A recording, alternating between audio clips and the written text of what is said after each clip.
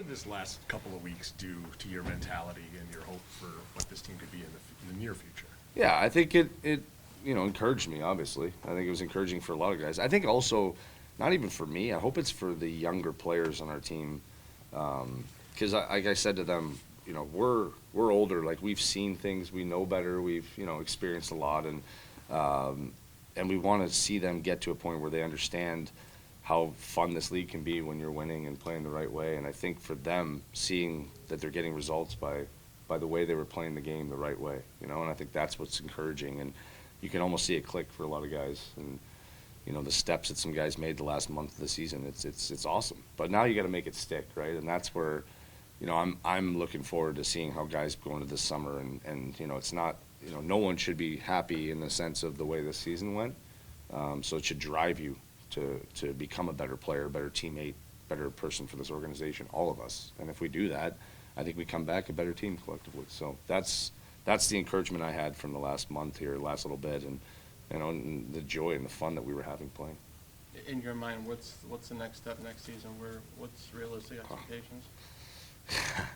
That's a tricky one, right? I don't know. I think for me the next step for our group is just to get into a mindset of becoming a meaningful team, right? Like, I think I can't give you a number, I can't give you a win, I can't give you a lineup, that's not my job. But I think for every guy to come back and say, this is the year that we're going to take a step as a group. And it may not be in the playoffs. It may not. It's a hard league. I think we've all realized that. I don't think you can just throw names in on a list and go play and on a roster.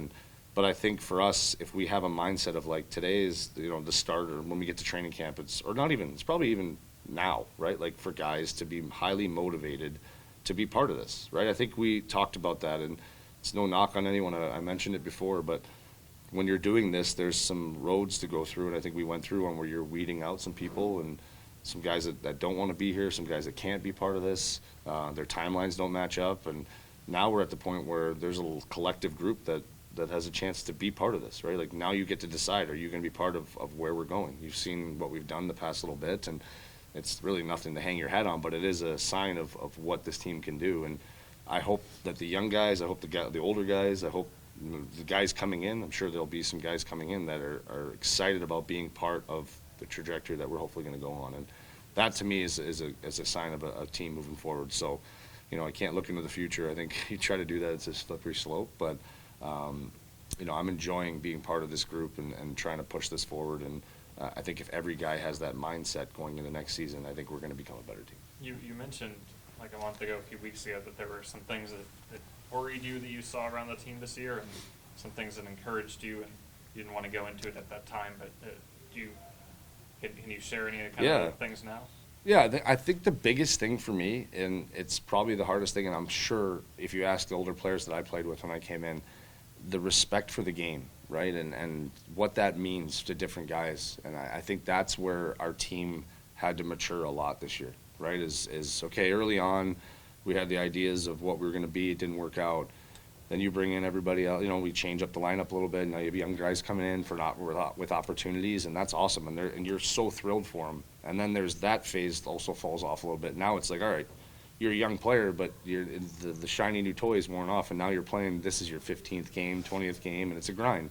And what are you doing to find a way to contribute every night? Maybe it's not on the score sheet. Maybe it's a good defensive play that game. And I think we need to value those things more, because that's how allows a team to win, right? And I think that's where I was disappointed, because there's conversations we have privately. And it just didn't seem to click for our group right away. And that's patience, that's understanding, that's maturing. I talk about my own kids. I've said it a million times, and they finally get it on the millionth one.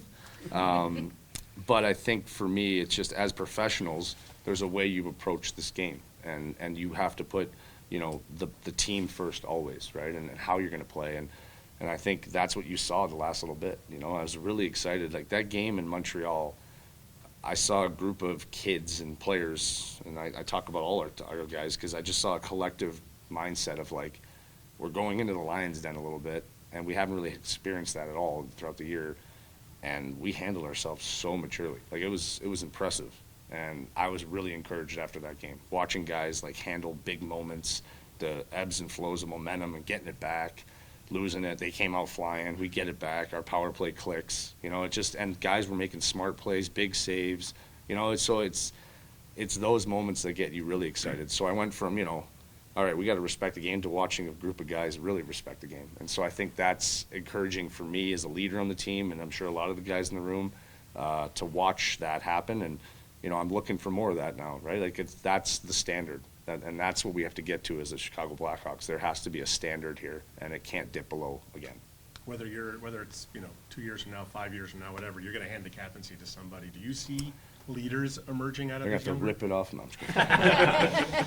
48-year-old. A cane. You're not taking it. Do you see a leadership group forming out of this kind of next generation now? I do. And I actually had that conversation with those guys. I'm like, that's the beautiful thing. And, you know, maybe it's hard because I've been on different sides of it, right? I've been the guy that's been able to build a culture with a group in Columbus. I came into a really good culture in Boston. So I've seen how pieces come together. And when you're that young group, and that was the challenge I kind of said to these guys, I'm like, you have an opportunity here to be part of what turns this entire franchise around. And I said, that's really exciting that you guys can all grow together and find your own leadership roles within that, and have people there to mentor you along as you go, but learn but do it together, right? Like, find your voice or your way you're going to impact the game. And, you know, I'm watching guys do that, and it's pretty neat. I mean, it's cool because I think you are going to kick yourself one day if you look back and say, I was part of that core, but I didn't want to commit myself to it enough. And look at those guys now when they're raising the cup in, you know, 5, 6, 7 years. Hopefully it's next year. But that's the cool part of sports. And, like, when you have an opportunity to really build it from the ground up. And these guys, I think, have realized that. And I hope they take it to heart this summer and, like, come in with that attitude, a little bit of swagger. Like this is their team, you know? As much as I'm the cap, like, this is their team, and I know that. And I think it's exciting for me to hand it off to whoever. And know it's going to be in great hands, you know, and there's enough guys in that room that can do it. And, you know, you see it out of them. Now you got to pull it out of them, and they have to realize it, but it's all part of maturing. And I think you saw that. You watched how Vlasic matured this year. I watched Frank Nazar mature a lot before my eyes. I'm really proud of that kid. Like, he really came to play this year and took it to heart. And, you know, obviously there's ebbs and flows, but I thought his game really took off. I think Bedsy has improved a lot as a person, as a player. I'm really encouraged by him. You know, I know there's enough said about but he's going to be a hell of a player, and he's a great person. And it's neat to see how he's kind of gone through that process as well. And there's probably a list of more. And even a guy like Spencer Knight coming in too, you know, and Sodi, and like that. I can keep going through the whole room. And there's good pieces here. It's just a matter of guys realizing it, but respecting it and knowing that this wasn't good enough, and we have to come in with a really different attitude of a standard next year and get to it right away and you know, never look back. How different is your attitude about that now than it was last year? I mean, last year you were pretty vocal about this roster has to change over the summer, and changes were made, and it didn't lead to much better results. So how differently do you feel now, and did you kind of learn from, I guess, what this year represented? Yeah, maybe not the results on paper, but results internally. Like, we're a different team completely and talking a lot different now than we did last year, right? So that's encouraging. You know, like, listen, this is a results-based league. I'm not stupid to that, and I am not happy with the way we're sitting, but you realize you have to go through these hard moments to find a way to get to where you want to go. And I think for me, that's what encourages me about this group, and I'm excited about the opportunity these guys have and where we're trying to go. And that's why it's like, you know, you have to go through, maybe you have to, you know, addition by subtraction sometimes for an organization to move forward. And I think you're seeing why that had to happen, right? You lose some guys, but you gain some guys who are really hungry to be part of this. And you know, I'm excited, and that's probably why I'm looking forward to next season already, and how these guys can come in here and really take a hold of the opportunity they're getting, but respect it, work hard this summer, and come back with a statement of, like, I'm going to take over this team. And if they do that, this team could go on a pretty nice trajectory in the standings and just as a group. One of the big questions going into offseason is around the coaching situation. What was your experience with Anders, and if they decide to go outside the organization, what would you tell them to look for in the next coach of this group?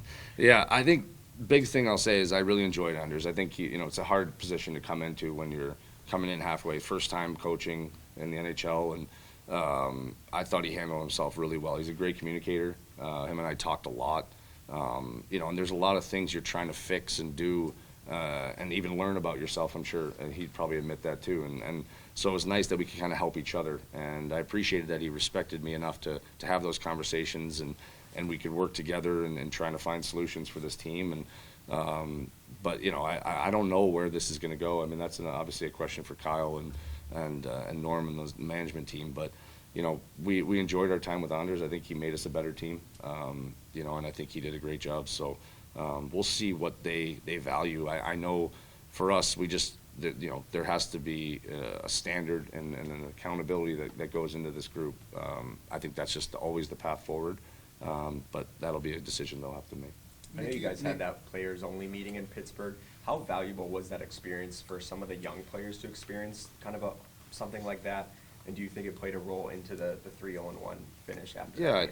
I think it did. I think it was much needed. Probably could have been done maybe a little bit sooner, but you got to have those things happen organically. And I think it was just a moment where we talked about like respecting the game, and we play a good game at home against Pittsburgh, and then we go into Pittsburgh and it was too Jekyll and Hyde, right? And that's the talk on the maturing and understanding of how you need to play. Yeah, okay, tonight's not your night. You're scoring 2 or 3, but what are you doing on the other side of the puck to help us or help your teammates score 2 or 3, right? Or help your goalie out so he doesn't pull a groin because he's had to make 15 saves. And those are the things that you don't think about, because I get it. When you're coming in as a kid, you're like, what can for me, and us as a group. But if you have too many of those thoughts, it does take over the team. And no one does it maliciously.